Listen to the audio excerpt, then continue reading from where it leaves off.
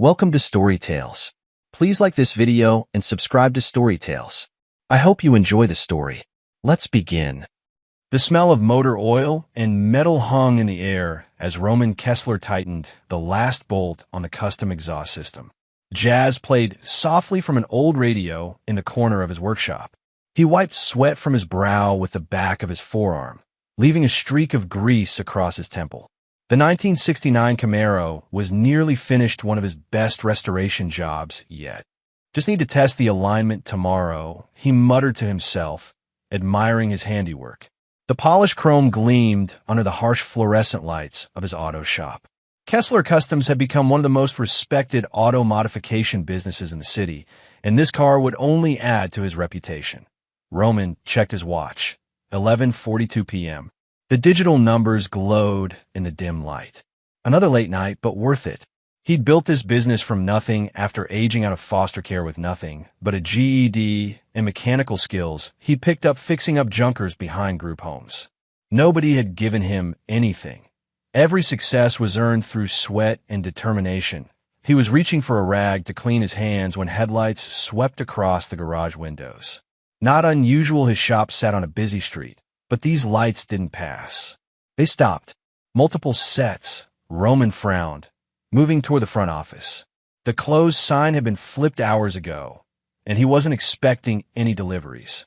Through the blinds, he saw 3 police cruisers, their light bars suddenly flashing blue and red, painting his shop in alternating colors. What the hell?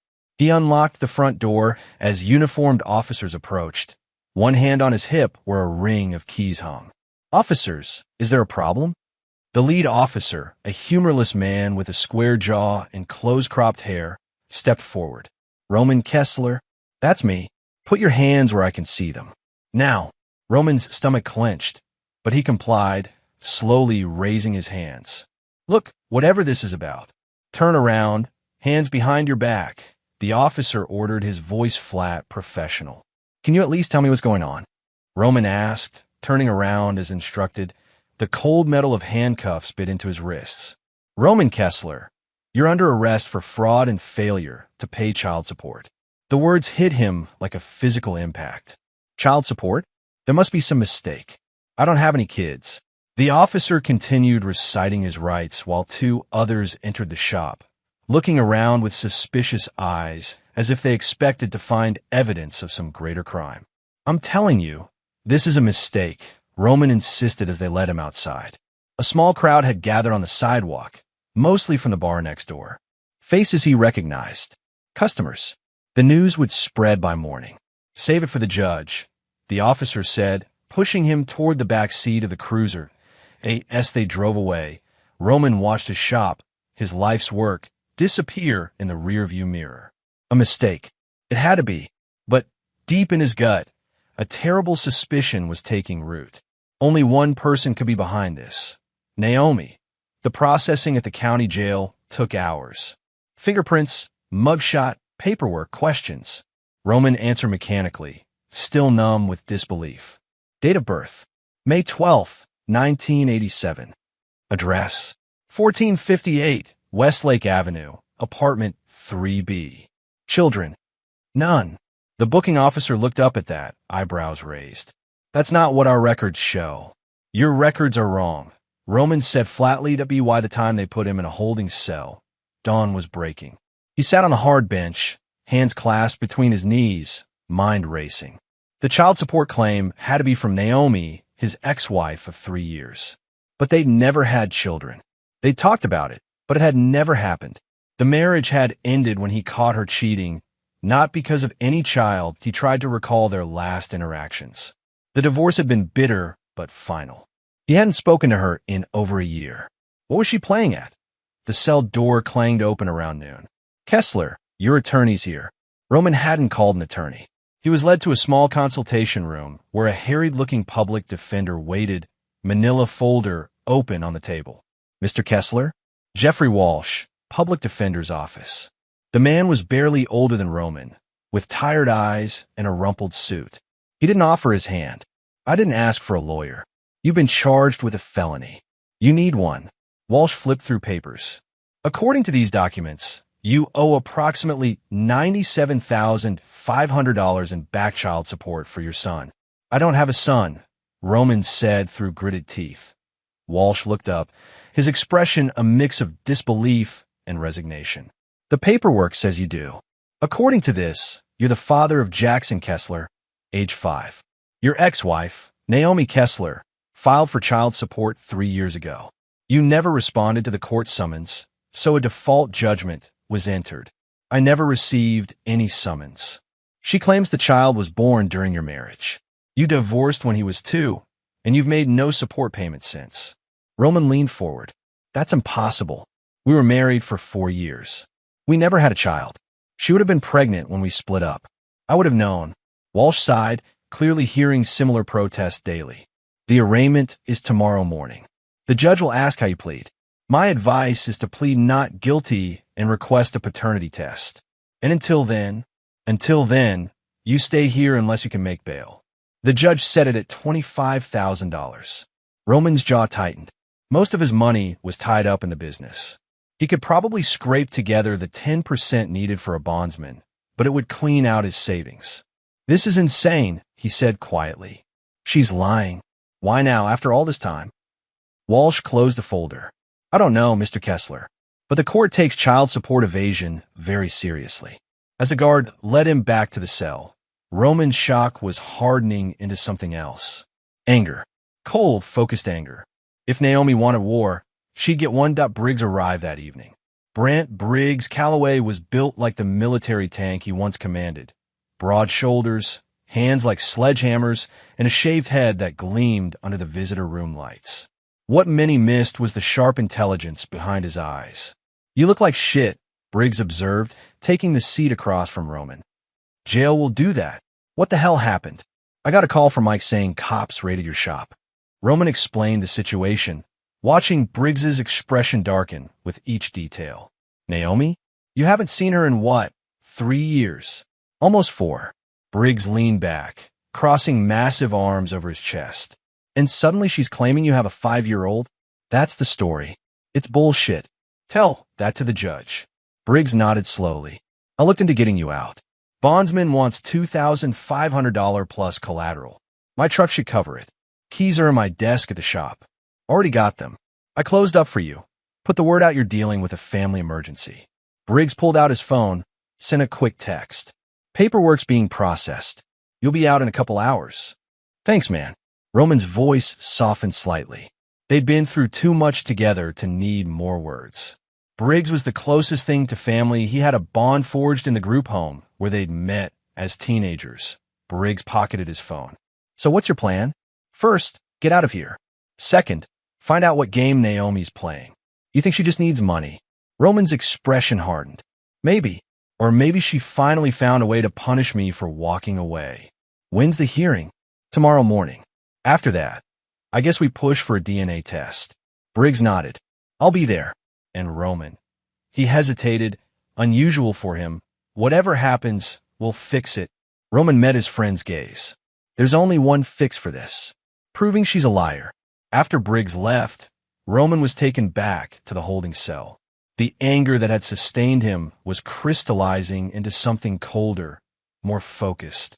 If Naomi thought she could destroy what he'd built, she was about to learn a painful lesson. Courtroom 4B of the county courthouse smelled of furniture polish and desperation. Roman sat beside Walsh at the defendant's table. Dressed in the clothes Briggs had brought him, dark jeans and a buttoned shirt, the best they could manage on short notice. Every eye in the room seemed to be on him, judging. The courtroom was about half full. Most were there for other cases, but Roman spotted a few familiar faces. Briggs in the back row, arms crossed and face impassive. Mike from the body shop next door, and Darren, a regular customer who'd become something of a friend. All rise. Everyone stood as Judge Marlene Vance entered. She was a severe-looking woman in her 50s, with sharp features and steel gray hair cut in a practical bob. Her reputation preceded her tough but fair, or so they said. Be seated, she commanded, adjusting her glasses as she settled behind the bench. First case, Commonwealth versus Roman Kessler. Failure to pay child support. Walsh stood. Present, Your Honor. Counsel for the plaintiff. A polished-looking woman in an expensive suit rose from the other table. Veronica Daniels, representing Naomi Kessler and the interests of the minor child. Your Honor. Roman's gaze shifted past the attorney, and there she was. Naomi sat directly behind her lawyer, dressed conservatively in a pale blue dress that made her look younger, more vulnerable than her 35 years. Her dark hair was pulled back in a simple ponytail, and she wore minimal makeup. The perfect picture of a struggling, single mother. Their eyes met briefly. Where he expected to see triumph or malice, he saw only a perfect mask of injured innocence. The performance had already begun. Judge Vance reviewed the documents before her. Mr. Kessler, you're charged with willful failure to pay child support in the amount of $97,500. How do you plead? Walsh stood. Not guilty, Your Honor. Furthermore, my client denies paternity and requests genetic testing. Daniels immediately rose. Your Honor, the child was born during Mr. Kessler and Ms. Kessler's marriage. Under state law, there's a presumption of paternity. Mr. Kessler never contested this during the initial child support proceedings. Because I never knew about them, Roman muttered, earning a warning glance from Walsh. Judge Vance peered over her glasses. Mr. Walsh, why didn't your client contest paternity when the support order was initially filed? He was never properly served, Your Honor. He received no notice of the proceedings. Daniels had a ready response. We have proof of service, Your Honor. The documents were delivered to Mr. Kessler's business address and signed for. She produced a document. Roman strained to see it as it was handed to the judge. A signature that superficially resembled his own was at the bottom. That's not my signature, Roman said, louder this time. Judge Vance frowned. Mr. Kessler, you'll speak when addressed by the court. Walsh cleared his throat. Your Honor, my client maintains he never received notice.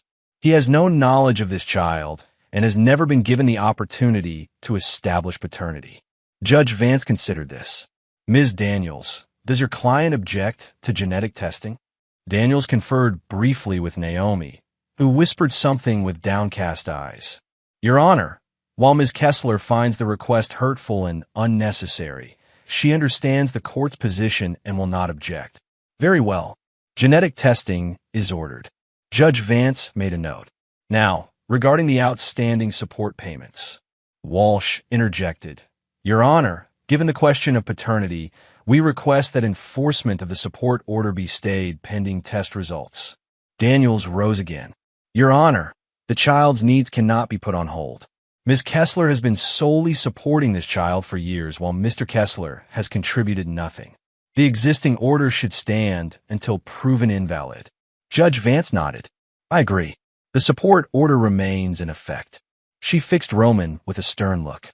Mr. Kessler, you're ordered to begin payment of $2,750 per month, with an additional $1,500 toward arrears, effective immediately. Failure to comply will result in contempt charges. Roman's heart sank. Over $4,000 a month for a child that wasn't his? His business brought in good money, but not that good. Your Honor, Walsh began, my client doesn't have a means to. Then he should find them. Judge Vance interrupted. Children don't feed themselves, Mr. Walsh. She turned to Roman. Mr. Kessler, what is your current monthly income? Around $8,000, Your Honor. But most of that goes back into my business. Then you'll need to adjust your priorities. First payment is due in 7 days. Genetic testing will be scheduled through the court. We'll reconvene when results are available. She banged her gavel. Next case. As they gathered their papers to leave, Roman glanced at Naomi again. This time, he caught the faintest hint of a smile playing at the corner of her mouth before she quickly resumed her wounded expression. Outside the courtroom, Walsh pulled him aside. Listen, I know you're angry, but we need to be strategic. The DNA test will clear this up. And in the meantime, I'm supposed to pay thousands for a kid that isn't mine. The judge made her ruling. We can appeal, but it takes time. Time I don't have. This will bankrupt me in months. Walsh lowered his voice. Look, I believe you, but the court needs proof. Until then, try to make at least a partial payment. It shows good faith. Roman nodded stiffly, but his mind was already working through alternatives. As Walsh walked away, Briggs approached. That went about as well as a dumpster fire, Briggs observed. She's going to bleed me dry before the test results even come back. Not if we can help it. Briggs nodded toward the hallway, where Naomi was speaking with her attorney. Wanting to have a word with her. No, Roman said firmly. I'll handle this. He strode down the hallway, approaching just as Daniels walked away to take a call. Naomi turned, momentarily startled to find him so close. Roman, she acknowledged, her voice soft but her eyes calculating. Let's skip the act, Naomi. We both know there's no child. She tilted her head slightly, a gesture he once found endearing but now saw as calculated. Jackson is very real. He looks just like you. Impossible, considering we never had a kid. I was pregnant when you left. We both know that's a lie. A court officer glanced their way, and Naomi immediately adjusted her posture, making herself smaller, more vulnerable. Please, Roman, why are you doing this? Jackson asks about his daddy. What am I supposed to tell him? The performance was flawless. Anyone watching would see an unreasonable man bullying a defenseless mother. Roman lowered his voice. I don't know what game you're playing, but it won't work. The DNA test will prove I'm not the father. Something flickered behind her eyes, a momentary calculation. Tests can be inconclusive. Not this one. She stepped closer, her voice barely above a whisper. You always thought you were so smart, walking away from me like I was nothing. You don't get to decide when I'm done with you. There it was, the real Naomi, cold and vindictive, showing through the cracks of her carefully constructed facade. You won't win this, he promised. She smiled, a genuine expression this time, but entirely without warmth. I already have. By the time that test comes back, your precious business will be on life support. And your reputation? Deadbeat dad isn't a good look for a small business owner. Briggs appeared at Roman's side, a steadying presence. Everything all right here? Naomi's mask slipped back into place instantly. Mr. Calloway, isn't it? I was just telling Roman that Jackson would love to meet his Uncle Briggs someday. Briggs didn't smile. I'm sure that would be quite the introduction. We need to go, Roman said, fighting to keep his voice even as they walked away. Briggs muttered, she hasn't changed. No, Roman agreed. She's gotten better at hiding it. The next few weeks were a brutal exercise in damage control. Roman threw himself into work, taking on extra jobs to generate cash, sleeping on the couch in his office to save on rent. He made a token payment to the court, not the full amount ordered, but enough to show good faith while he awaited the DNA test. Meanwhile, word had spread. Small towns had active grapevines, and deadbeat dad wasn't a label easily shed. He noticed the sidelong glances, the conversations that stopped when he entered a room. A few regular customers suddenly found other shops for their work. The DNA test itself was anticlimactic. A quick cheek swab at a sterile clinic, forms to sign, a 6-week wait for results.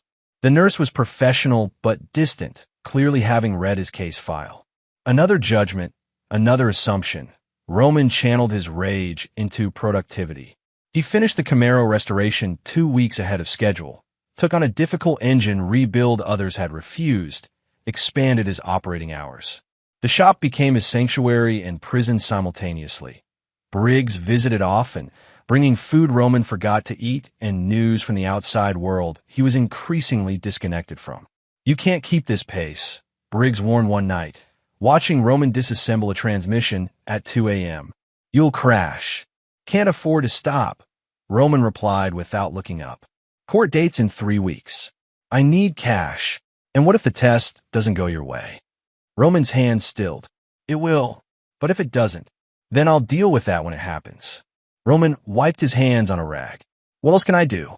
Briggs hesitated. I've been asking around. Naomi's been spending a lot of money lately.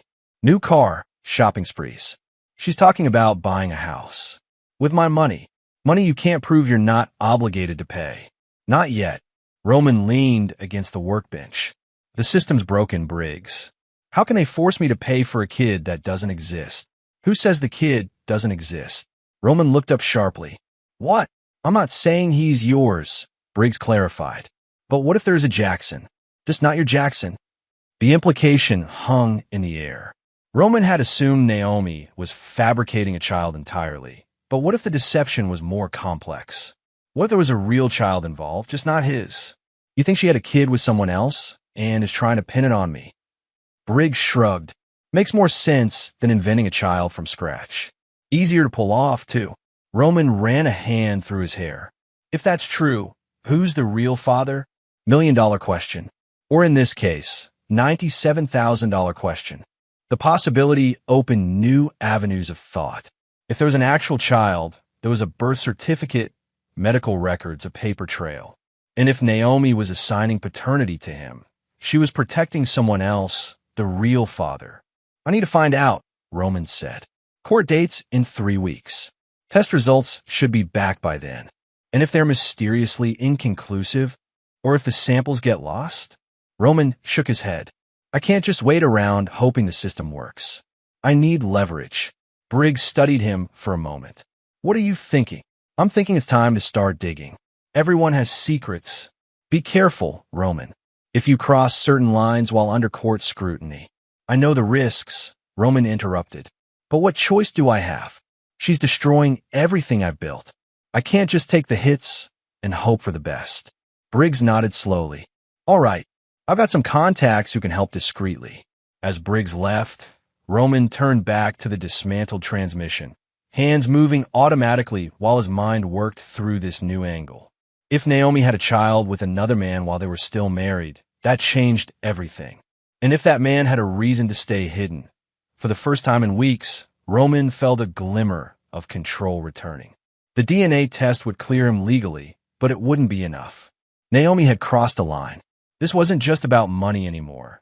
It was about justice, and Roman intended to collect. Months dragged by in a haze of concrete and steel. For Roman, county jail was a special kind of hell, not because of the physical conditions, though those were bad enough, but because of the powerlessness. Each day that passed meant more clients lost, more damage to his reputation, more of his life's work crumbling while he sat helpless behind bars. The public defender, Jeffrey Walsh, visited sporadically. Each time, Roman pressed for the DNA test he'd requested at his arraignment. These things take time, Walsh would say, not meeting Roman's eyes. The system moves slowly. I don't have time, Roman would reply through gritted teeth. Every day I'm in here is another day my business dies. 3 months in, Walsh arrived with a different expression, something almost like determination. I've got news, he said, sliding into the chair across from Roman in the visitation room. I found a legal aid organization willing to push for an expedited paternity test. Judge Vance has approved it. Roman leaned forward. When? Tomorrow morning. They'll take samples here, send them to the lab. Results in 2 weeks. 2 more weeks. Roman ran a hand through his hair, longer now than he'd ever worn it. And when it proves I'm not the father? Walsh hesitated. Then we petition for your immediate release and vacation of the support order. And Naomi? What happens to her for lying to the court? The public defender's expression clouded. Let's focus on one step at a time. Roman recognized the evasion. Nothing would happen to Naomi, at least not through the system. But that was a problem for later. First, freedom. The test itself was anticlimactic. A technician in a white coat swabbed the inside of Roman's cheek, labeled the sample, and left without saying more than 10 words. Then more waiting. Roman marked the days with small scratches on the wall beside his bunk, an old prison cliché that he'd never thought he'd resort to. But the physical act of counting, of leaving a mark, helped ground him when his thoughts turned dark. Briggs visited weekly, bringing updates from the outside. The shop was still open. Technically, Mike from next door was helping keep things running at a minimal level, but clients were drifting away. Bills were piling up. When I get out, Roman said during one such visit, I'm going to make her pay for every penny she's cost me. Briggs, normally stoic, looked troubled. Just focus on getting out first. There'll be time for settling scores later. You don't think I should? I didn't say that. Briggs leaned closer. I just want you to be smart about it. Cold, not hot. Roman nodded. Cold. I could do cold. The day the results came back, Walsh didn't even wait for the guards to bring Roman to the consultation room. He appeared at the cell door, practically vibrating with energy. It's done. Results are in. 0% probability of paternity. Roman stood slowly from his bunk, absorbing the words. Despite his absolute certainty that he wasn't the father, hearing the scientific confirmation sent a wave of relief through him so powerful it was almost dizzying. When do I get out? I filed an emergency motion with Judge Vance. Hearing is set for tomorrow morning. Given the results, it should be straightforward. For the first time in months, Roman allowed himself a small smile. Tell me you subpoenaed Naomi to be there. Walsh's expression turned cautious. She'll be there. But Roman, focus on your freedom, not revenge. The judge will be watching your reaction. Roman's smile faded. Don't worry. I can play nice for one more day. That night, sleep eluded him. His mind raced with plans, with the taste of imminent freedom, with the cold calculation of what would come next. By morning, dark circles shadowed his eyes, but his gaze was clear and focused. The courtroom felt different this time. Perhaps it was knowing he entered it vindicated, or perhaps it was the way certain observers seemed to avoid his eyes now. Judge Vance sat at the bench, reviewing documents with a slight frown creasing her forehead. Naomi sat beside her attorney, looking appropriately solemn but betrayed by the slight tension in her shoulders. She wore a simple gray dress, hair pulled back, makeup minimal, the picture of a wronged woman facing difficult news. All rise, called the bailiff, though they were already standing. Judge Vance adjusted her glasses. Be seated. We're here in a matter of Commonwealth versus Roman Kessler. She looked up, her gaze sharp. I've reviewed the DNA test results submitted to this court. The test conclusively excludes Mr. Kessler as the biological father of the minor child in question. A slight murmur ran through the courtroom. Roman kept his expression neutral, though satisfaction burned in his chest. In light of these findings, Judge Vance continued, the child support order is hereby vacated. All arrears are canceled. Mr. Kessler is to be released from custody immediately. Walsh stood. Your Honor, given these findings, my client requests reimbursement for payments made and compensation for lost income and damage to his reputation. Judge Vance's expression hardened slightly. That would be a matter for civil court, Mr. Walsh. This proceeding addresses only the support order in Mr. Kessler's detention. Naomi's attorney rose. Your Honor, if I may, my client acted in good faith, believing Mr. Kessler to be the father based on the timing of the child's birth. She regrets the inconvenience to Mr. Kessler, but maintains she had no intention to mislead the court. Roman couldn't contain a short, incredulous laugh. Judge Vance's gaze snapped to him. Mr. Kessler, do you have something to add? Roman stood slowly. Only that inconvenience seems a mild word for 4 months of my life, Your Honor. The judge's expression remained impassive. The court recognizes the hardship you've endured, Mr. Kessler. However, our system requires that certain processes be followed, even when they result in temporary injustice. You're free to pursue civil remedies if you believe you have grounds. No apology, no acknowledgement of the system's failure. Just a clinical statement and dismissal. Are there any other matters before this court? Judge Vance asked. Walsh shook his head. Naomi's attorney likewise indicated they had nothing further. Then this matter is closed. The gavel struck with finality. Mr. Kessler, you're free to go once processing is complete. As people began to file out, Roman found himself face to face with Naomi in the narrow aisle between benches. For a moment, they stood frozen, inches apart. Congratulations, she said softly, for his ears alone. You got lucky. Luck had nothing to do with it, he replied, voice equally low. Science. Truth. Things you wouldn't recognize. Her smile was slight but venomous. Enjoy your freedom, while it lasts. Before he could respond, she brushed past him, her expensive perfume lingering in the air, a scent he once found intoxicating but now smelled like poison. Briggs was waiting outside the courtroom as Roman completed the final paperwork for his release. His friend's normally stoic expression broke into a rare smile as Roman approached, finally free. Let's get you out of here, Briggs said, clapping a hand on Roman's shoulder. They walked down the courthouse steps together, the spring air surprisingly warm after months of climate-controlled confinement. Roman stopped at the bottom, tilting his face up to the sun, breathing deeply. "Where to?" Briggs asked. "Your apartment's gone. You can crash at my place until you get back on your feet." Roman watched as Naomi emerged from the courthouse, consulting her phone as she descended the steps. Without looking up, she made her way to a brand-new Mercedes SUV parked in a nearby lot. "First, the shop," Roman said, unable to tear his eyes from Naomi as she climbed into her luxury vehicle. "I need to see what's left of my business." And then, Roman turned to his friend. His expression hardened into something new, something forged in the crucible of injustice and betrayal. The easygoing mechanic who'd entered that jail 4 months ago was gone. In his place stood a man with a singular focus. "And then I'm going to find out exactly what game Naomi was playing. And I'm going to make her regret ever starting it." Briggs studied his friend's face for a moment, then nodded slowly. "Whatever you need, I'm in." As they walked to Briggs' truck, Roman cast one last glance at the courthouse behind him. He had trusted the system, and it had failed him spectacularly. He wouldn't make that mistake again. Naomi thought she had one. She thought that a setback like the DNA test would be only temporary. She didn't understand what she had created: a man with nothing left to lose and everything to reclaim. Roman didn't just want justice now. He wanted ruins. He wanted to dismantle Naomi's life with the same methodical precision she had used to attack his. That he wanted revenge. The low hum of fluorescent lights buzzed overhead as Roman stood in the center of his auto shop. 3 weeks had passed since his release, but the place still felt foreign. Dust-coated workbenches that had once gleamed with care. Tools sat in disorganized piles rather than in their designated places.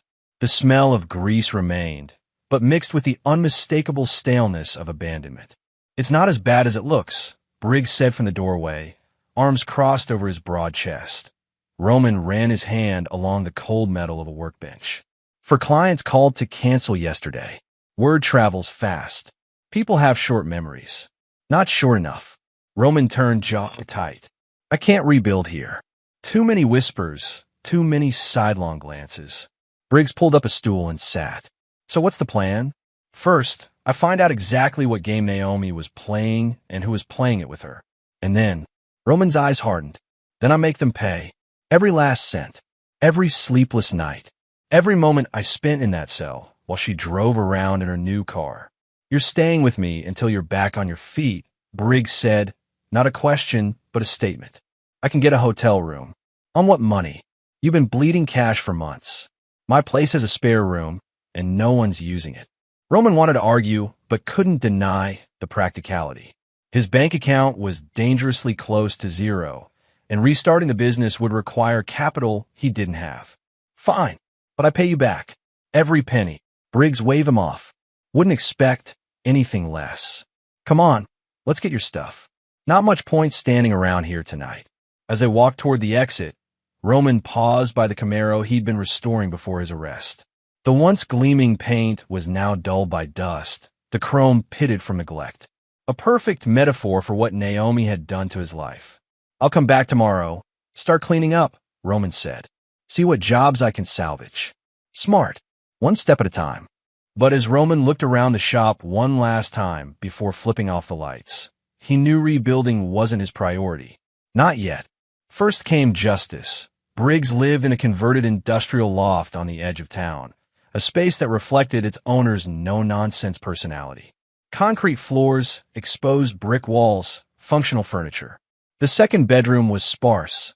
A bed, a dresser, a lamp. Perfect for a man with few possessions and fewer illusions about starting over.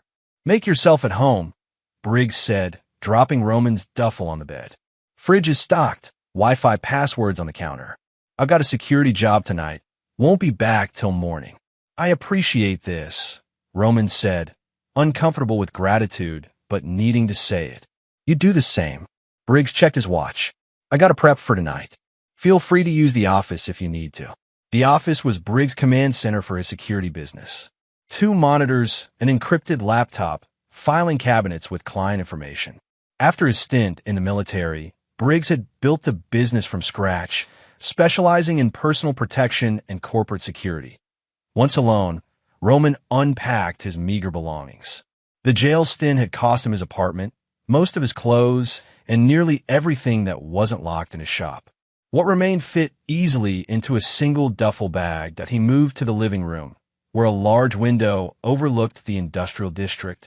Factories and warehouses stretched toward the horizon, lights flickering on as dusk approached.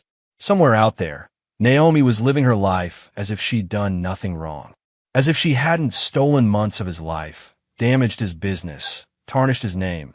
His phone buzzed. Unknown number. Hello, Roman? It's Cassidy, Naomi's sister. Roman straightened. How did you get this number? Does it matter? I need to talk to you. He hesitated. Cassidy had never been close to Naomi, but they were still family. About what? About what my sister did to you. About the truth. Her voice lowered. Not over the phone. Can we meet? Why would you help me against your own sister? A humorless laugh. Because Naomi doesn't care who she hurts as long as she gets what she wants. Even family. Roman considered his options. This could be a trap, Naomi's next move in whatever game she was playing. But it could also be the lead he needed. Where and when? Tomorrow. Noon. The coffee shop at Riverfront Park.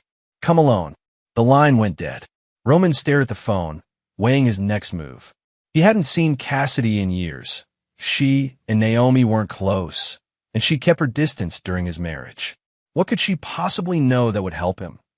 Only one way to find out. The next day, Roman arrived at the coffee shop 20 minutes early, selecting a table with a clear view of both entrances and the parking lot. Old habits from foster care days.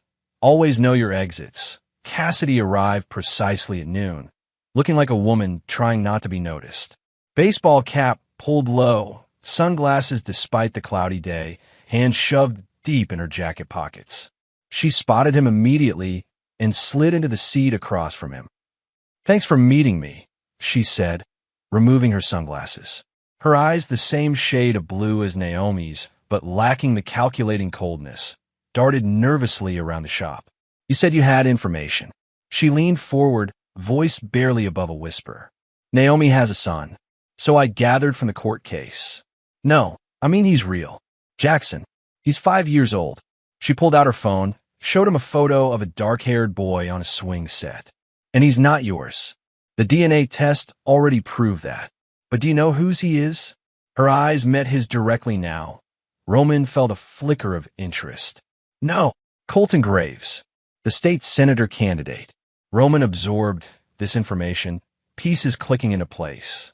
The family values politician, the one who's married with kids. Cassidy nodded. They met at a fundraiser about 6 years ago when she was still married to you. Had an affair. When she got pregnant, he paid her to keep quiet. Why are you telling me this?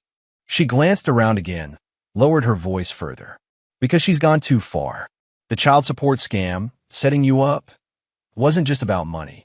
It was about covering for him. Covering what? His paternity. Cassidy took a deep breath. Look, Graves is on a rise. Big political future. He can't afford a scandal, illegitimate child with a married woman. Career killer. He's been paying her off for years. Roman leaned back, considering the implications. So, when she needed more money, she tried to get it from you, figuring you wouldn't fight it. When that backfired, she went back to Graves, demanded more. And he paid. He doubled her monthly allowance last month. Bought her a house in the Heights. New car. The works. Roman's jaw tightened, all while I sat in a cell. I tried to talk her out of it. Cassidy's voice took on a pleading quality. I told her the DNA test would expose everything. She didn't care. Said even if it did, you'd be ruined by then. Why turn against your sister now? Cassidy's eyes dropped. Because of Jackson.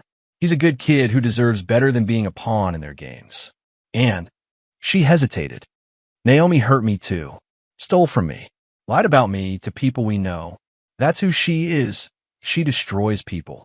Roman studied her, looking for signs of deception. You have proof? Of Graves being the father? She nodded slowly. Hospital records from when Jackson was born. Graves was there, registered under a fake name, but I have photos. And I have copies of the payments he's been making offshore account transfers. Not child support officially, just regular payments. Why would he be so careless? He never thought anyone would look. And Naomi kept everything. Insurance, I guess. She reached into her purse, slid a USB drive across the table. It's all here. Text messages, photos, bank records. Everything you need. Roman didn't touch it. What do you want from me? The question seemed to surprise her. Nothing. Nobody hands over blackmail material for free, Cassidy. She met his gaze. Protection. When this blows up, and Naomi will know I helped you. I need somewhere safe to go, money to start over. I can't stay here afterward. At least she was honest about her motives. Roman picked up the drive. If this checks out, you'll have what you need. There's one more thing you should know. Cassidy leaned closer. Naomi's engaged. To Alan Westbrook, the real estate developer. Wedding's set for spring. He has no idea about any of this. Graves, the scam against you, none of it. Another piece of the puzzle. When did this happen? They met 6 months ago. He's loaded old money. Thinks she's perfect. A bitter smile crossed her face. She always did know how to play a role. Roman pocketed the drive. I'll look this over. Be careful. Graves has connections. Dangerous ones. As Cassidy stood to leave, Roman caught her arm. If you're setting me up, I'm not. Her eyes held his, unwavering. Some people deserve what's coming to them. Naomi's one of them. He watched her leave, cap pulled low again, shoulders hunched against the wind. The drive felt heavy in his pocket. If what she said was true, he finally had the leverage he needed. Not just to clear his name, but to make Naomi and her co-conspirators pay. Back at Briggs' loft, Roman plugged the drive into the laptop and began sifting through the files. Photos of a nervous-looking Colton Graves entering a hospital through a side entrance. Birth records with a fake name, but Graves' birth date. Bank transfers from an offshore account to Naomi, regular as clockwork for 5 years. Most damning of all, text messages between them. Graves, need to talk about the Roman situation. Naomi, handled. Court date next week. Graves, DNA test. Naomi, delayed. Judge is sympathetic. By the time it happens, he'll be broke. Graves, make sure. Can't have his trace back. Naomi, don't worry. He'll take the fall. He always was too trusting. Roman's hand clenched involuntarily, knuckles whitening. They planned it all. Used him as their patsy. When Briggs returned from a security job, Roman was still at the computer, organizing the evidence. Find something, Briggs asked, noting Roman's intense focus. More than something. Roman turned the screen toward his friend. Turns out Naomi had helped framing me. State Senate candidate Colton Graves. Briggs whistled low as he scanned the documents. The family values guy? Seriously? He's the real father. Been paying her off for years. And nobody knows? His wife doesn't. His voters don't. And Naomi's fiancé doesn't. Briggs pulled up a chair. Fiancé, Alan Westbrook. Real estate developer. Old money. No idea the woman he's about to marry has been blackmailing a politician for years. A slow smile spread across Briggs' face. So what's the plan, boss?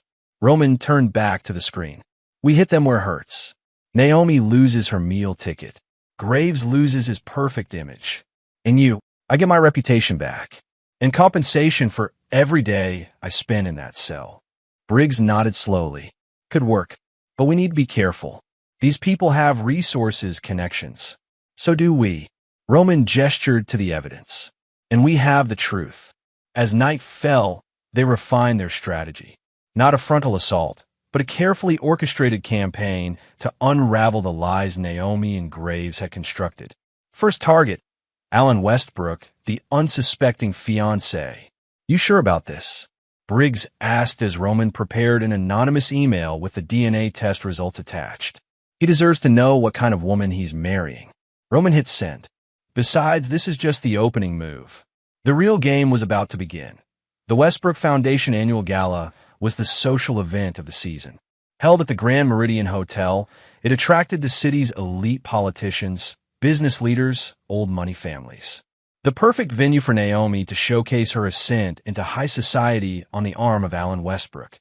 Roman watched from across the street, seated in Briggs' SUV with tinted windows. Through binoculars, he observed the arriving guests in their formal wear. Briggs monitored the hotel security feed on a laptop, a perk of his company handling event security for other venues in the hotel chain. Anything? Roman asked. Nothing yet. Westbrook arrived 10 minutes ago. Alone. Roman checked his watch. Gala started at 8. It's almost 9. Patience. If your email did its work, the fireworks should start soon. 3 days had passed since Roman had sent the anonymous package to Alan Westbrook's DNA test results proving he wasn't Jackson's father, court documents showing Naomi's false claims, and a simple note. Ask her who the real father is. There, Briggs said suddenly, pointing at the screen. Main entrance. Naomi had arrived, stepping from a taxi rather than the expected limousine with her fiancé. Even from a distance, Roman could see the tension in her posture. The smile she offered the doorman was strained, lacking its usual calculated warmth. Trouble in paradise, Briggs observed. Let's find out. Roman pulled out his phone, dialed the burner number they'd set up for this purpose that a security guard hired through a third party answered. Service entrance is clear. The kitchen staff are on break. Good. Stay on station. Text if anything changes. Roman nodded to Briggs. Let's go. They slipped into the hotel through the service entrance, dressed in the dark suits and earpieces that marked hotel security staff. Roman adjusted his fake ID badge, another of Briggs' provisions. Together, they moved through the kitchen and toward the main ballroom. The gala was in full swing, crystal chandeliers gleaming overhead as the city's elite mingled and networked. Roman positioned himself near a pillar with a clear view of the room, scanning for their targets. There, Briggs murmured. 2 o'clock. By the ice sculpture. Naomi stood alone, champagne flute in hand, smile fixed in place as she surveyed the room. The blue dress she wore, no doubt expensive, seemed to hang on her frame slightly wrong, as if she'd dressed in haste. No sign of Westbrook nearby. Keep an eye out for the fiancé, Roman said. I want to see their interaction. They didn't have to wait long. Alan Westbrook emerged from a cluster of business associates, moving purposefully across the room toward Naomi. Tall, distinguished, silver at his temples, he had the confident bearing of old money. But as he approached Naomi, his expression was anything but loving. Roman and Briggs drifted closer, positioning themselves within earshot while maintaining their security personas. Making a scene, Naomi was saying, voice low but intense. We can discuss this at home. Discuss what exactly? Westbrook's voice was controlled, but anger simmered beneath the surface. The fact that you've been lying to me for months? That your son's paternity is apparently a matter of public record and lawsuits? It's not what you think. I can explain everything. I've heard enough explanations. He looked around, ensuring no one was listening. Neither of them noticed the security nearby. The engagement is off, Naomi. Return the ring at your convenience. Naomi's facade cracked. Alan, please. Don't do this here. Where would you prefer? At home, where you've been living on my dime while hiding your past. Or perhaps at your son's school, where the tuition is paid by who? Exactly. She grabbed his arm. Keep your voice down. People are watching. Let them watch. He pulled away. I won't be made a fool of. You don't understand what's at stake. I understand perfectly. You're a fraud, Naomi, and I want nothing more to do with you. With that, he turned and walked away, leaving her standing alone. For a moment, raw fury twisted her features before she regained control, plastering on a smile that didn't reach her eyes. Roman watched the exchange with cold satisfaction. The first domino had fallen. Now what? Briggs asked as they moved away. Now we wait. See how she reacts. They didn't have to wait long. Within minutes, Naomi was making her excuses to the few acquaintances who approached her, gathering her purse and wrap. Her movements were controlled but hurried, the actions of someone desperately trying to maintain dignity while fleeing. She's leaving, Briggs noted. Want to follow? Roman shook his head. No need. This was just the beginning. The public humiliation she deserves. As they exited through the service entrance, Roman caught one last glimpse of Naomi through the ballroom's glass doors, her face now a mask of barely contained rage as she stormed toward the exit. In that moment, he felt not joy but a cold, calculated satisfaction. Phase 1 complete. Drinks, Briggs suggested as they reached the SUV. Not yet. We have a package to prepare for Senator Graves. The next morning, Roman sat in a coffee shop across from Colton Gray's campaign headquarters, watching staff come and go with the nervous energy of a campaign in full swing.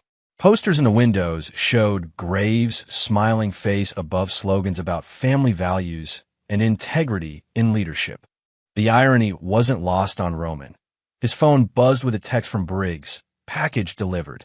Unmarked courier as planned. Roman sipped his coffee, gaze fixed on the campaign office entrance. 5 minutes passed, then 10. At the 15-minute mark, a commotion erupted inside the office. Through the large windows, Roman could see Graves himself, face flushed, gesturing angrily at his staff as he clutched what looked like the manila envelope Roman had prepared. Inside that envelope, DNA test results proving Graves was Jackson's father. Medical records showing his presence at the birth under a false name. Bank transfers documenting years of payments to Naomi. And a simple note, take responsibility or I will do it for you. Graves disappeared into a back office, slamming the door so hard that people on the sidewalk turned to look. Roman smiled into his coffee cup. Phase 2 underway, he paid his bill and left, pulling out his phone to call Cassidy. It's done, he said when she answered. Graves got the package. Now we wait. For what? For him to panic. To pay her off again. And then we expose it all. Cassidy's voice lowered. Be careful. Naomi called me last night, asking questions. She knows something's happening. Did you tell her anything? Of course not. But she's suspicious. Watch your back. Roman hung up, mind already on the next phase. If Graves followed the pattern, he'd try to buy Naomi's silence again. A larger payment this time, given the threat. And when that happened, Roman would be ready. 3 days later, Roman sat in Briggs' SUV outside First National Bank, watching the entrance through binoculars. According to Cassidy, Naomi had scheduled an urgent meeting with her private banker. You sure about this? Briggs asked, adjusting the receiver that picked up signals from the listening device Cassidy had planted in Naomi's purse. Graves will pay her off. He has too much to lose not to. And if he doesn't, then we go public with what we have. The radio crackled. Naomi's voice came through, tense and hurried. Needed in cash. Today, a male voice responded. Ms. Kessler, withdrawals of this size require advance notice. We're talking about $300,000. I don't care what your policy is. The money was deposited yesterday. I want it now. Briggs raised an eyebrow. 300 grand. Graves must be sweating bullets. That's a lot more than his usual payments, Roman noted. He's desperate. The banker's voice again. I can release $50,000 today. The rest will take until tomorrow. Fine. 50 now, but I need the rest by noon tomorrow. Roman nodded to Briggs. That's our window. Tomorrow at noon. What's the play? We intercept the transaction. Get proof of the payoff. Then we expose them both. Briggs looked skeptical. How exactly do we intercept a bank transaction? Roman smiled. We don't. Cassidy does. The next morning, Roman and Briggs sat in the bank's parking lot, waiting. Cassidy was already inside, having arrived 15 minutes earlier. You trust her to pull this off? Briggs asked. I trust her self-interest. She wants out of this town as badly as I want revenge. At 11:45, Naomi's Mercedes pulled into the lot. She emerged looking impeccable as always, but Roman noted the tension in her movements, the darting glances around the parking lot. She's scared, Roman observed. Good. Scared people make mistakes. They watched as Naomi entered the bank. 10 minutes later, Roman's phone buzzed with a text from Cassidy. She's in the private banking suite, getting cash and transfer documentation. Now we wait. Roman said. 20 minutes later, Naomi emerged from the bank, clutching a large handbag.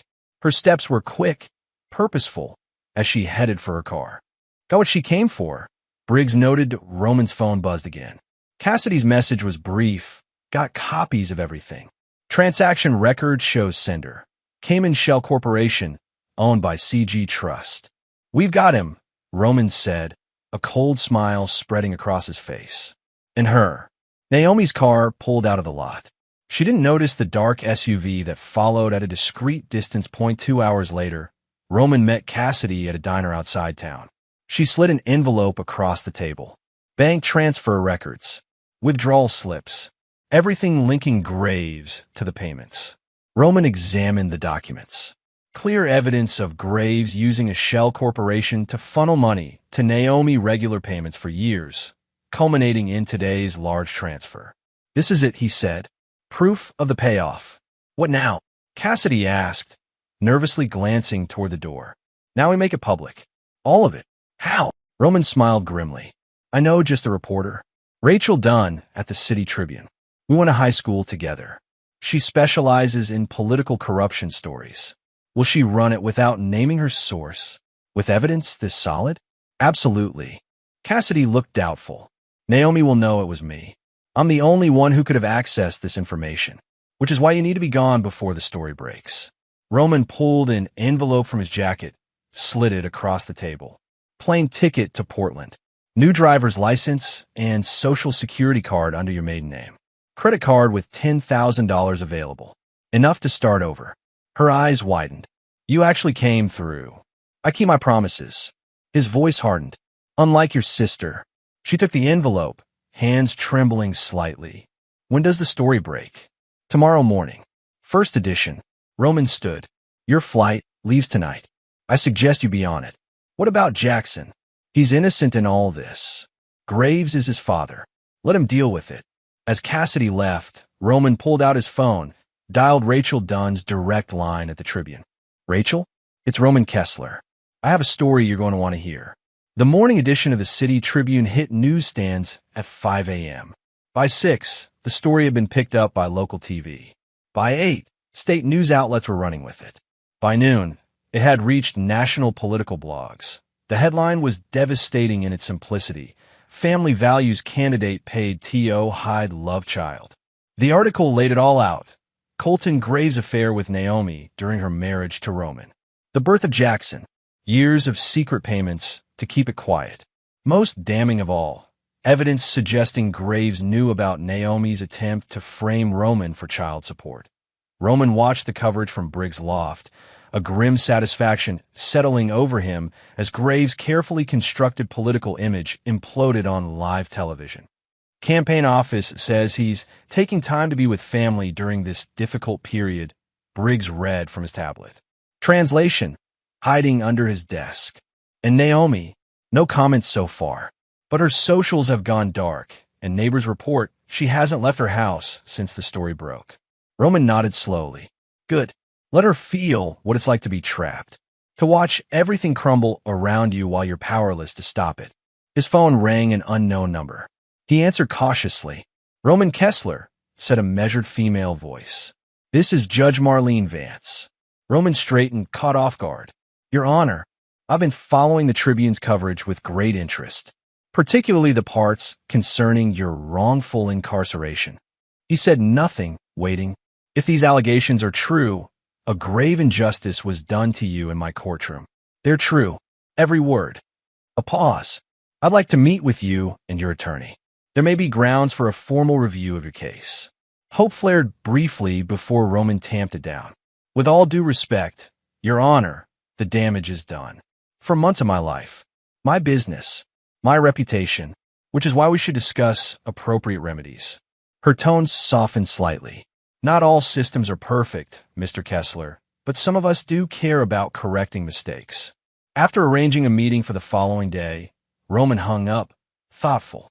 Judge Vance, Briggs asked, wants to review my case. Roman's voice held a mix of bitterness and surprise. Now that the truth is public, suddenly justice matters. Take the meeting. Could mean compensation. Maybe. But money wasn't what drove him now. The systematic dismantling of Naomi's life, that was the real payment. His phone buzzed with a text from Rachel. Graves just announced he's suspending his campaign. Why file for divorce? You available for follow-up questions? Roman smiled coldly. No comment. A week after the story broke, Roman stood outside what had once been Naomi's home, a luxury townhouse in the Heights, paid for with Graves' hush money.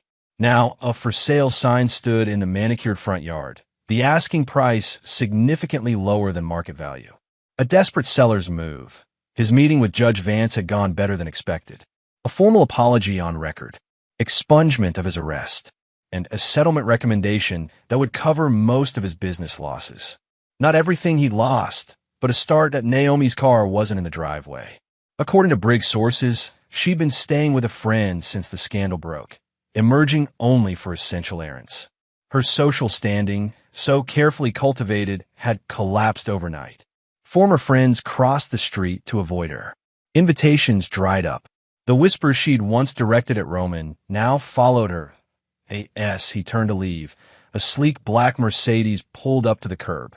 Naomi emerged, sunglasses hiding her eyes despite the cloudy day. She froze when she saw him.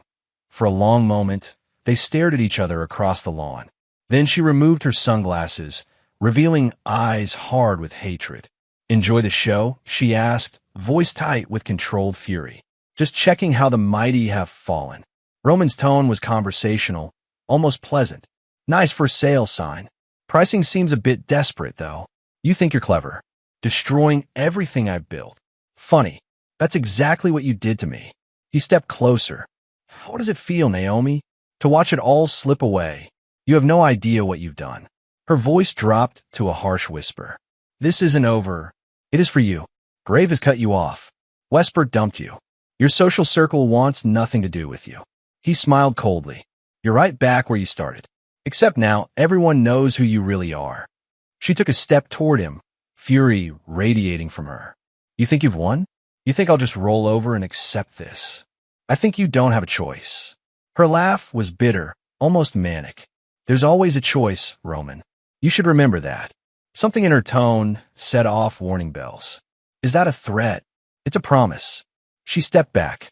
"Now get off my property before I call the police." Roman held her gaze for a moment longer, then turned and walked away. As he reached his truck, he glanced back. Naomi stood watching him, phone in hand, a strange smile playing at her lips. He pulled out his own phone, called Briggs. "She's planning something," he said without preamble. "Naomi? What makes you say that? Just saw her. She's too confident for someone whose life is in ruins. Could be denial, or she's putting on a brave face." "No, it's more than that." Roman started his truck. "Keep your ear to the ground. She's going to make a move." "What kind of move? If I knew that, I wouldn't be worried." 2 days later, Roman was at his shop, rebuilding piece by piece. The settlement money hadn't arrived yet, but word of his vindication had spread. Old customers were trickling back. It wasn't the same, but it was a start. The bell over the door jingled. Roman looked up from the engine he was working on, then straightened in surprise. Detective James Porter stood in the doorway.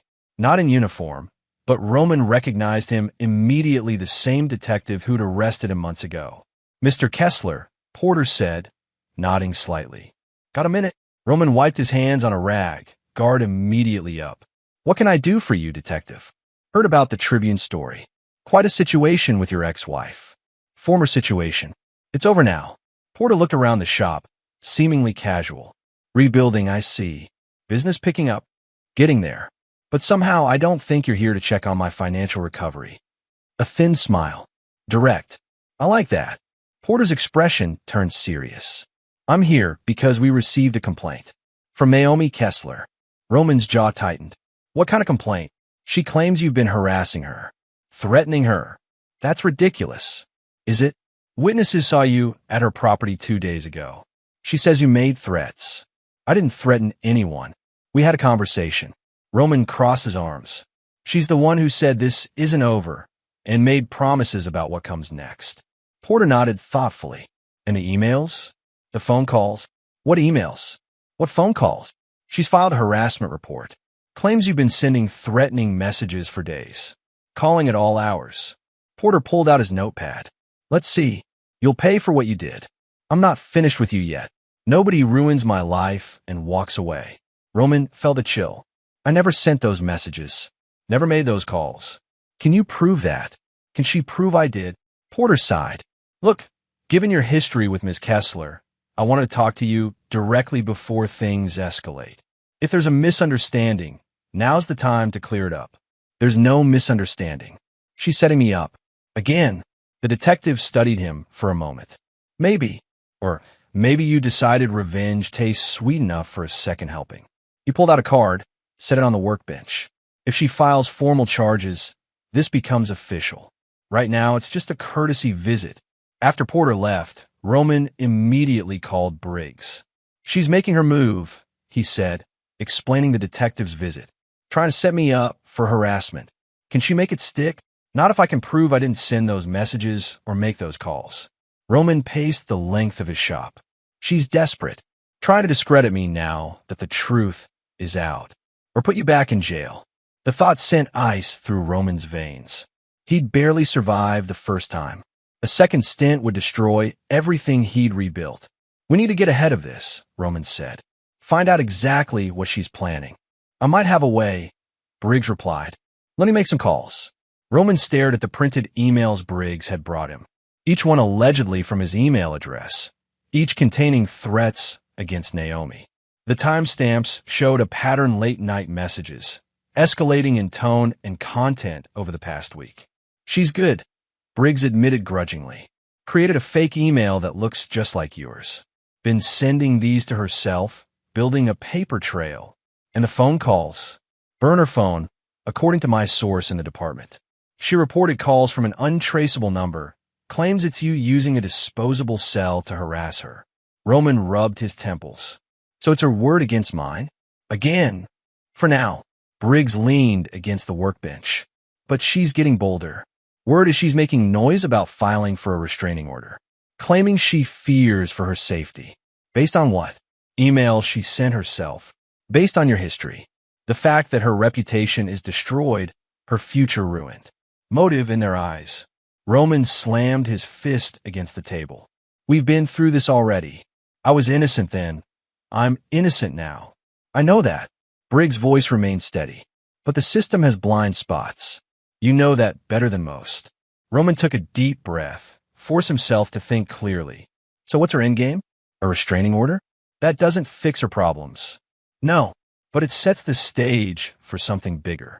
Briggs met his gaze directly. "What if she claims you attacked her? Violated the order? Your history with the courts, the apparent motive, the fake evidence trail she's creating, the implication hung in the air. Roman could end up back in jail, this time on assault charges. With his record, he'd be lucky to get bail. She wouldn't she? She already tried to steal months of your life with a fake paternity claim. What's to stop her from trying to take years with a fake assault claim?" Roman knew he was right. Naomi was desperate, cornered, with nothing left to lose. And she blamed him for all of it. "So what do we do? Go to the police? Tell them she's setting me up? With what proof? Right now, it's all theoretical." Briggs pulled out his phone, checked something. "My contact says she's been meeting with someone. A man no one recognizes. Twice in the past 3 days. Who is he? Don't know yet. But it's suspicious timing." Roman considered their options. They needed to catch Naomi in the act, prove she was manufacturing evidence against him before she could spring her trap. "I need to stay away from her," he decided. "Record everywhere I go. Establish alibis for every hour of the day. Smart. And I can put surveillance on her house. See who this mystery man is, what they're planning." As they strategized, Roman's phone rang a local number he didn't recognize. He answered cautiously. "Mr. Kessler." A woman's voice, unfamiliar. "This is Angela Weber from the City Tribune. I'm following up on allegations made by your ex-wife, Naomi Kessler. She claims you've been harassing her since the story about Senator Graves broke. Care to comment?" Roman's blood ran cold. She was taking it public, trying to paint him as an obsessed ex-husband on a revenge campaign. "No comment," he said, then hung up. "What was that?" Briggs asked, noting his expression. "She's gone to press. Spinning her harassment narrative." Briggs' jaw tightened. "She's moving fast, building momentum. For what?" "The finale. Whatever she's planning, it's coming soon."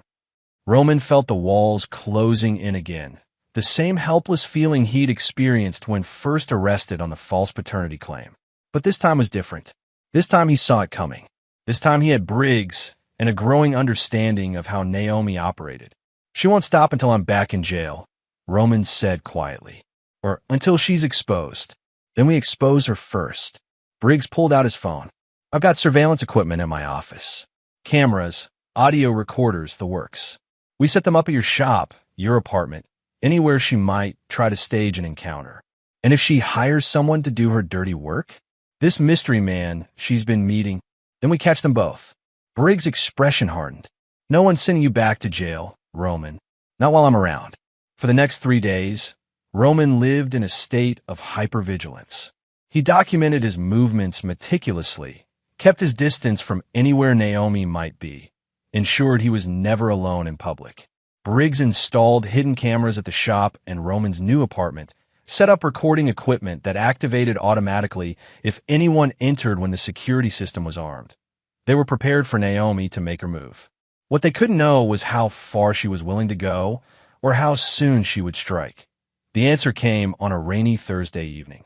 Roman was at his shop, finishing paperwork, when his phone rang. Briggs, his voice urgent. She's making her move. Right now. Roman sat up straight. What do you mean? My guy just saw her at her house. She's messing up her own place, looking like there was a struggle. And she's got someone with her mail, mid-30s. They're staging something. What exactly? Looks like she's planning to claim you broke in, attacked her. The guy's probably her fake witness. Police scanner just lit up a 911 call from her address. Roman felt a surge of panic. She's really doing it. Trying to frame me for assault. Stay where you are, Briggs ordered. Do not leave the shop. We need your alibi solid. And if the police come for me, show them the security footage. Time stamped, continuous.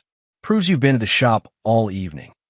Roman moved to his office, pulled up the security feed on his computer. For different camera angles showing the shop interior, date, and time visible in the corner. Irrefutable evidence of his whereabouts. She's thought of everything else, Roman said. What if she thought of this too? What if she claims I attacked her earlier? Or hired someone? One problem at a time. Right now, stay put. I'm calling in a favor with a detective I know. Get him to your shop before patrol units. Roman hung up, heart pounding. Through the front windows, he saw headlights approaching not police cruisers, but Briggs' SUV, moving fast. His friend was coming, bringing help. But would it be enough? The rain intensified, drumming on the metal roof of the shop. Roman stood in the center of the workspace, surrounded by the tools and projects that represented his rebirth after months of destruction. He refused to lose it all again to Naomi's lies. His phone buzzed with an incoming text. Unknown number. Did you really think you'd get away with it? That I'd just accept what you did to me? By morning, you'll be back where you belong, behind bars. And this time, you won't get out. Naomi. Had to be. Roman saved the message, but didn't respond. More evidence of her state of mind. Her intent. Briggs burst through the door, rainwater streaming from his jacket. Behind him came Detective Porter, the same officer who'd visited days earlier about the harassment complaint. She's called it in, Porter said without preamble. Claims you broke into her house an hour ago, assaulted her, threatened her life. I've been here all evening. Roman pointed to the security monitors.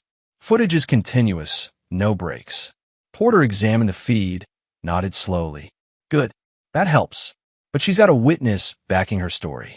Says he was driving by, saw a man matching her description entering through a broken window. Convenient, Briggs muttered. Very.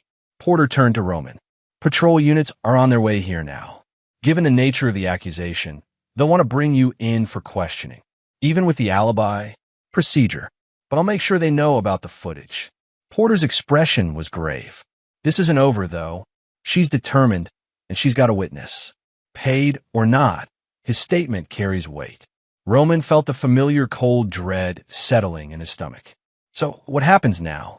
Now, you come to the station, answer questions, show your evidence, and hope it's enough. Outside, sirens wailed in the distance, growing closer. Roman looked around his shop at the life he'd rebuilt, at the business he'd clawed back from the brink, all threatened again by Naomi's vindictive lies. Let's go, he said quietly to Porter. But this time, I'm fighting back. Every step of the way. As the patrol cars pulled up outside, lights flashing blue and red through the rain-streaked windows, Roman faced the door with grim determination. Naomi thought she had one again. She thought her plan was perfect, but this time, he was ready. This time, he had evidence. This time, the truth would come out, and no matter what it took. The interrogation room at the police station smelled of stale coffee and anxiety. Roman sat with his back straight, facing Detective Porter across the metal table. The security footage from his shop played on a laptop between them, clearly showing Roman working continuously during the time Naomi claimed he attacked her. "So that's it," Roman said, gesturing to the screen. "I was at the shop the entire evening. Never left once." Porter nodded, pausing the video. "This is helpful, but her witness is still a problem. Guy named Trevor Wilkins claims he saw you entering through a window at Ms. Kessler's residence around 7:30 p.m. He's lying, or mistaken, or paid," Briggs added from where he stood against the wall. Porter raised an eyebrow. "That's a serious accusation, is it?" Roman leaned forward. "After everything Naomi's done? The false paternity claim? The manufactured harassment evidence? You really think she'd draw the line at paying someone to lie?" "Speculation won't help your case," Porter warned. "We need proof." "Then let us get it," Briggs said, pushing off on the wall. "This Wilkins guy. You have his statement, his contact info. I can't share that information." "You don't have to." Briggs pulled out his phone. "Just need to know if he's been in contact with Naomi before today." Porter hesitated, then spoke carefully. "Let's just say there's nothing in his statement about any prior relationship with Ms. Kessler. Claims he was just driving by, saw someone breaking in, stopped to investigate." Roman and Briggs exchanged glances. A perfect stranger happening to witness the alleged break-in? Too convenient. "Detective," Roman said, "give us 48 hours before you move forward with charges." "Why would I do that?" "Because you've seen the evidence against me once before, and you were wrong then. Because you've watched that security footage showing I was nowhere near Naomi's house. Because deep down, you know something doesn't add up here." Porter studied him, then Briggs. "What exactly are you planning to do with these 48 hours?" "Prove that Naomi and this Wilkins guy are working together," Briggs answered. "Get evidence that she's manufacturing this whole thing." "And how do you plan to do that?" "If you harass Ms. Kessler or this witness, no harassment," Roman said quickly. "Just surveillance. Legal, public surveillance." Porter closed the laptop. 48 hours, Mr. Kessler. "But if you can't produce evidence by then, I'll have no choice but to proceed with Ms. Kessler's complaint." "We'll have evidence," Briggs promised. "More than enough." The following day, Roman and Briggs sat in the security office at Briggs' business, surrounded by monitors showing various camera feeds. They had worked through the night, setting up surveillance at key locations: Naomi's house, her favorite coffee shop, the bar 2 blocks from her current temporary residence. "Anything?" Roman asked, rubbing his eyes. "Nothing yet."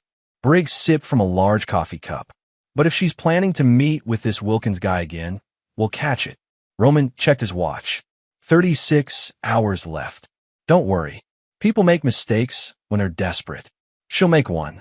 Sure enough, at 2:17 p.m., one of the monitors captured Naomi entering the Blind Tiger, a dim bar just off Main Street. 20 minutes later, a man matching Wilkins' description from the police file joined her, sliding into the same booth. "That's him," Briggs confirmed, zooming in on the feed. "Trevor Wilkins. 31, history of minor offenses, nothing violent. Can we get audio?" "Not from here." Briggs was already grabbing his jacket. "But I've got directional mics in the car. If we can get position outside, we might pick up something." They moved quickly, parking Briggs' SUV in an alley with a direct view of the bar's window. Through binoculars, Roman could see Naomi and Wilkins in serious conversation. Briggs set up a parabolic microphone, aiming it toward the window. Static crackled, then voices emerged, broken but intelligible. "Not going well," Naomi was saying. "They have security footage of him at his shop." "So what?" Wilkins replied. "Already gave my statement. Said I saw him. It's not enough. They're doubting the timeline. That wasn't our deal. You said one statement, $5,000. Roman and Briggs exchanged glances. $5,000 to lie to the police. "I need more," Naomi's voice continued. "You need to strengthen your story. Say you're absolutely certain it was him. That'll cost you. Another 5. Fine. Whatever it takes."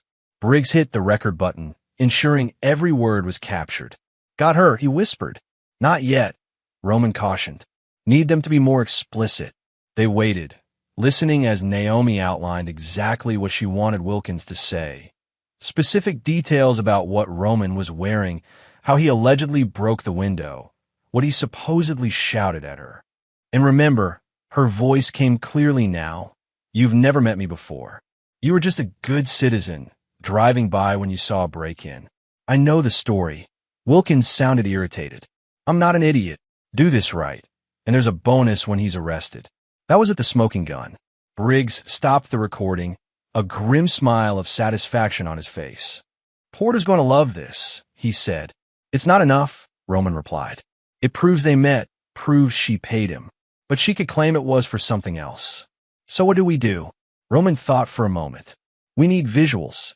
Need to catch her actually handing over the money, explicitly connecting it to the false testimony. That means getting cameras inside her house. Or her house.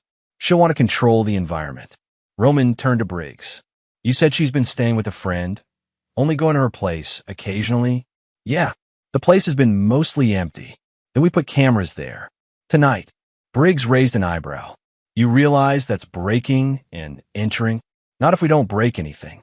You're a security expert. You're telling me you can't get in and out without leaving a trace.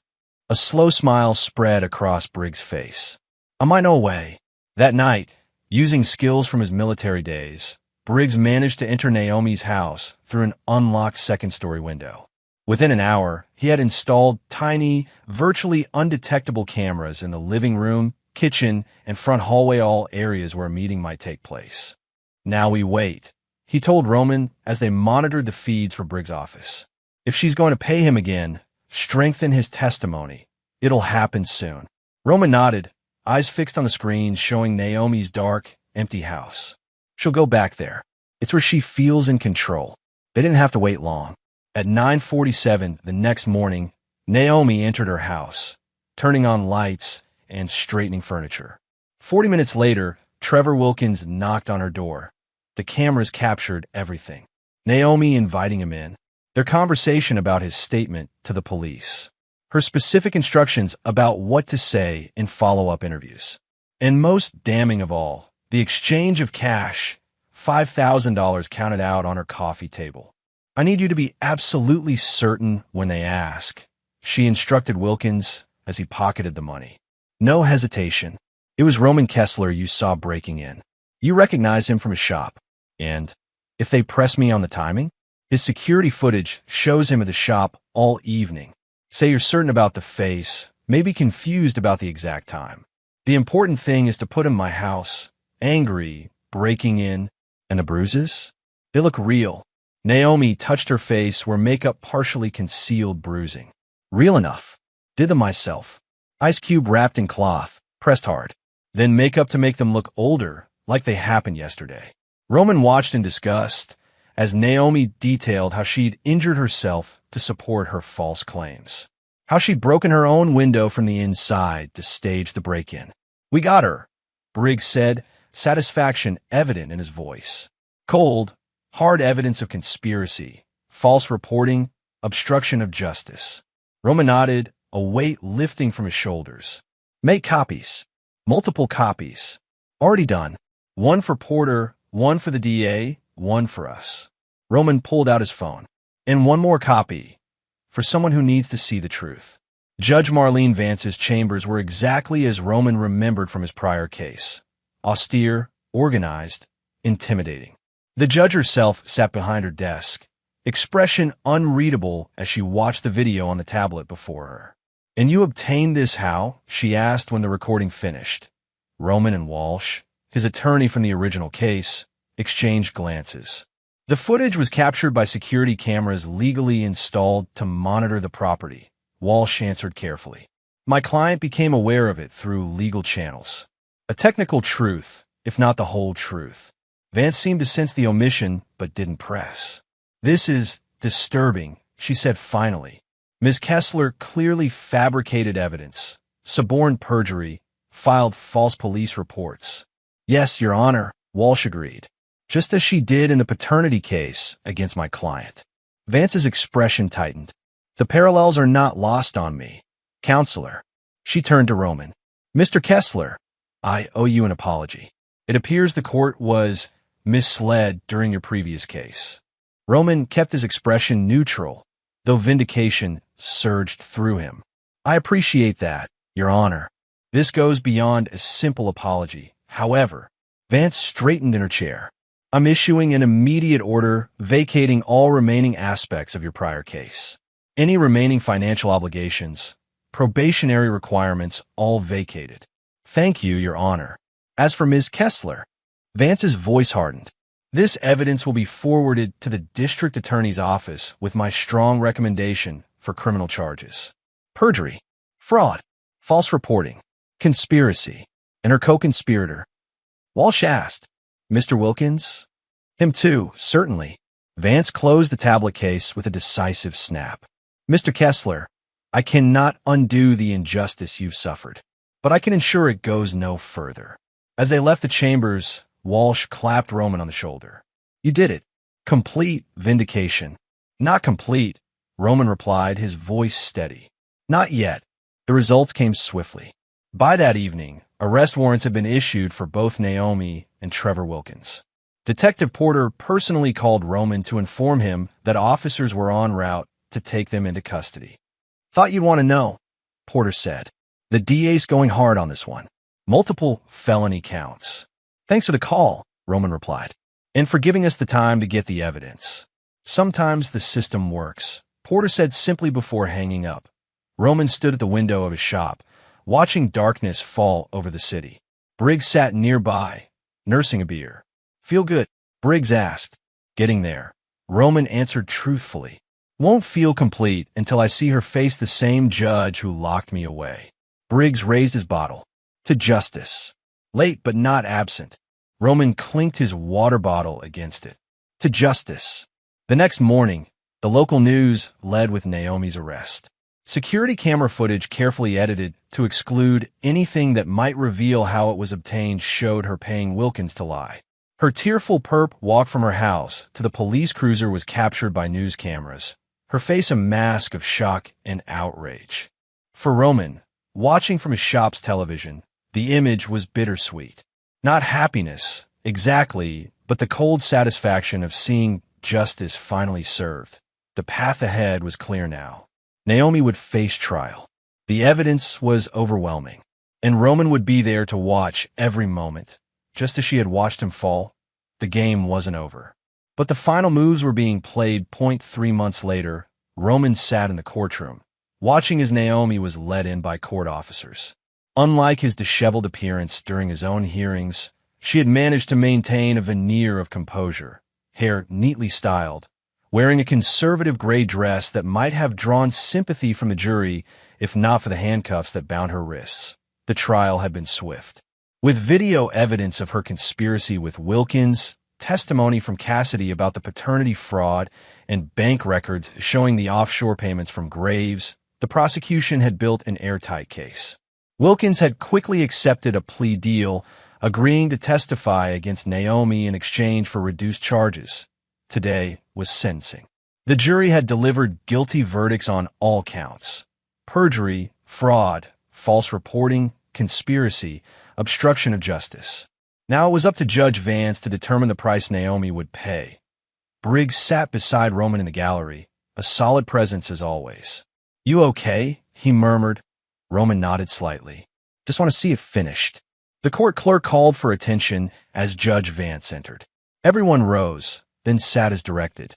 Roman noted how different Vance's expression was now compared to his own. Hearings no longer automatically sympathetic to Naomi. Her face was set in lines of stern disapproval. Before I pronounce sentence, Vance began, does the defendant wish to make a statement? Naomi rose with as much dignity as the handcuffs allowed. Yes, Your Honor. She turned slightly, giving a clear view of her profile to the gallery and to Roman. Always aware of her audience, even now. I want to express my regret for the actions that have brought me here today, she began, voice steady but subdued. I made serious errors in judgment during a difficult period in my life. Roman kept his face carefully blank, though internally he noted the carefully crafted non-apology. Errors in judgment. Not deliberate fraud. Not malicious prosecution. While I accept the jury's verdict, Naomi continued, I ask the court to consider the circumstances that led to these unfortunate events. My only concern has always been for my son's welfare. Judge Vance interrupted. Ms. Kessler, are you referring to the child you claimed was fathered by Mr. Kessler? The claim proven false by DNA testing. Naomi faltered slightly. Yes, Your Honor, but regardless of paternity. So your concern for your son led you to falsely accuse Mr. Kessler, resulting in his wrongful incarceration for months? Led you to manufacture evidence, suborn perjury, and attempt to frame him a second time for assault? I made mistakes. Mistakes, Vance repeated flatly. Is that what you call calculated, deliberate fraud against both Mr. Kessler and this court? Naomi's composure began to crack. Your Honor, I'm a single mother, a fact that makes your actions more reprehensible, not less. Vance's voice was ice. You used your child as a weapon, Ms. Kessler, as leverage for financial gain. And when that failed, you escalated to false criminal accusations that could have sent an innocent man to prison for years. The judge paused, reviewing the papers before her. The prosecution has recommended a sentence of 3 to 5 years. Your attorney has argued for probation and community service, citing your lack of prior criminal record and your role as a parent. Roman felt his jaw tighten, preparing for disappointment. The system had failed him before. However, Vance continued, this court cannot ignore the calculated nature of your crimes, the harm caused to Mr. Kessler, and the fundamental abuse of our justice system. Naomi's face paled. Naomi Kessler, on the counts of perjury, fraud, filing false reports, conspiracy to obstruct justice, and attempted false imprisonment. This court sentences you to 4 years in the state correctional facility, with the possibility of parole after serving 2 years. A gasp rippled through the courtroom. Naomi swayed slightly, gripping the table for support. Additionally, Judge Vance continued, you are ordered to pay restitution to Roman Kessler in the amount of $97,500, equivalent to the fraudulent child support claim, plus documented damages to his business resulting from his wrongful incarceration, totaling approximately $156,000. Roman felt a surge of grim satisfaction. Not just prison time, but financial reparations more than he had dared to hope for. Your Honor, Naomi's attorney began, regarding the restitution, my client doesn't have those kinds. She had enough to pay Mr. Wilkins $10,000 to commit perjury. Vance cut in sharply. She had enough to purchase a new vehicle and luxury townhouse. The restitution order stands. If Ms. Kessler cannot pay immediately, a lien will be placed on her assets, and wages will be garnished upon her release. Vance banged her gavel. Court is adjourned. As the officers moved to lead Naomi away, she turned, eyes seeking Roman in the gallery. Their gazes locked briefly, her expression a mixture of disbelief and hatred, his carefully controlled. This isn't over, she mouthed silently. Roman didn't respond. He didn't need to. The truth was written in the handcuffs on her wrists, and the officers escorting her toward a prison cell, in the complete reversal of their position for months.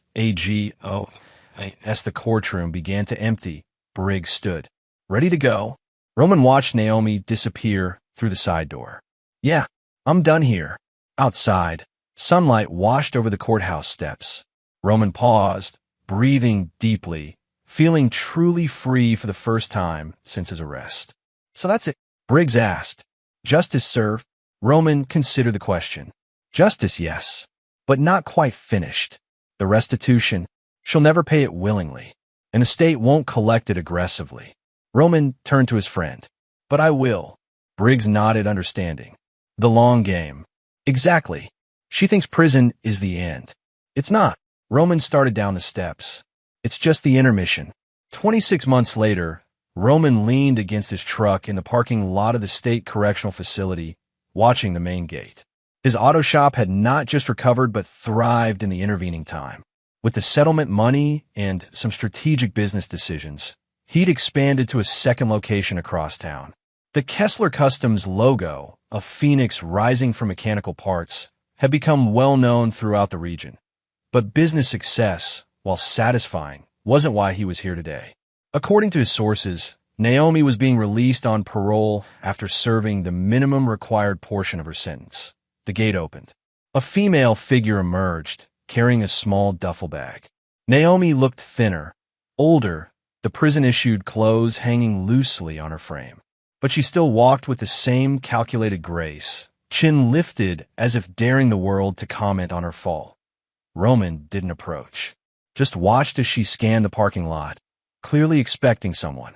After a few minutes, a cheap sedan pulled up, and Naomi climbed in without looking back. Roman started his engine and followed at a discreet distance. The sedan took Naomi to a modest apartment complex on the edge of town, a far cry from her luxury townhouse. He watched her enter, then waited, checking his watch periodically. 2 hours later, Roman knocked on the apartment door. Footsteps approached, then stopped. He could sense her checking through the peephole. "Go away, Roman," Naomi called through the door. "Can't do that," he replied calmly. "We have business to discuss. I have nothing to say to you. Then you can listen." A long pause, then the sound of locks turning. The door opened partway, chains still attached. Naomi's face appeared in the gap, wariness evident in her eyes. "What business?" she demanded. Roman held up an envelope. "Court documents. Thought you might want to receive them directly rather than through a process server." "What court documents?" "I've served my time. This isn't criminal. It's civil." Roman's voice remained level. "A lawsuit for the full amount of restitution ordered by Judge Vance, plus interest and legal fees." Naomi's expression hardened. "I don't have that kind of money. Everything I had went to legal fees and keeping Jackson in school while I was inside." "I know," Roman continued, unmoved. "That's why the suit includes an asset discovery process. Any money you make, any property you acquire, any gifts you receive, all of it will be subject to garnishment until the debt is paid." Her knuckles whitened on the door edge. "You can't do this." "I already have." He slid the envelope through the gap. "Court date's next month. You should find legal representation." "With what money?" Her voice rose slightly. "You know I can't afford a lawyer now. The public defender's office can help. Or legal aid." Roman took a step back. "I hear they're very supportive. When you're actually innocent." Naomi's face flushed with anger. "You've already taken everything. My freedom, my reputation, my future. What more do you want?" "Justice," Roman said simply. "Complete and final. This isn't justice. It's revenge. It's both." Roman checked his watch. "Parole check-in is at 3, right? Better not be late. They're strict about that." As he turned to leave, Naomi called after him, voice tight with fury. "You think you've won? That you've beaten me?" Roman paused, looking back. "This was never a game, Naomi. You tried to destroy my life. Put me in prison for a child that wasn't mine. Then try to frame me for assault when that failed." His voice remained calm, but cold. "Actions have consequences. You're just now starting to pay yours." "And what about Jackson?" she asked, trying a different angle. "He's innocent in all this. This lawsuit will hurt him too. Graves is his father. Let him provide." Roman's expression remained impassive. "Besides, the court ordered these payments, not me. I'm just making sure they happen." "I'll fight this," she warned. "With everything I have. You're welcome to try. But the facts are clear. The judgment is valid. And unlike before, you don't have money or connections to manipulate the system." He gestured to the envelope in her hand. "It's all there. Every detail of how this will work. How every penny you earn above subsistence level will go toward what you owe. For years, possibly decades." The reality of her situation seemed to finally hit Naomi. The color drained from her face as she realized the true extent of her defeat. Not just the prison term that had been temporary. This was permanent. A financial burden she could never escape. "Why?" she whispered. "Why not just move on?" "Because justice isn't just about punishment, Naomi. It's about restoration."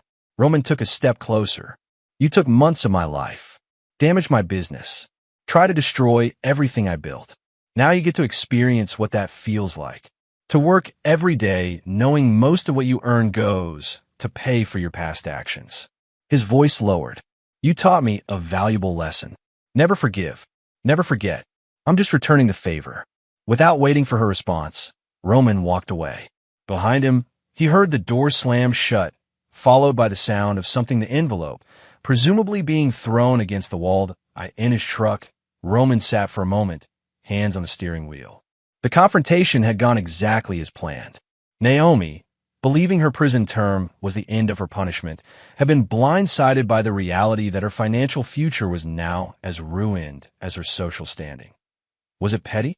Perhaps. Excessive? Maybe. But as he started the engine and pulled away from the curb, Roman felt no guilt. Only the satisfaction of knowing that after all this time, all the lies and manipulation, justice had finally been fully served. The price of betrayal had been set, and Naomi would pay it, one garnished paycheck at a time, for years to come. As Roman drove back toward his shop, his phone rang. The dashboard display showed Briggs' name. "It's done," Roman said by way of greeting. "How'd she take it?" Briggs asked. "About how you'd expect. Angry, defiant at first, then shocked when reality set in." "And how do you feel?" Roman considered the question as he navigated through traffic.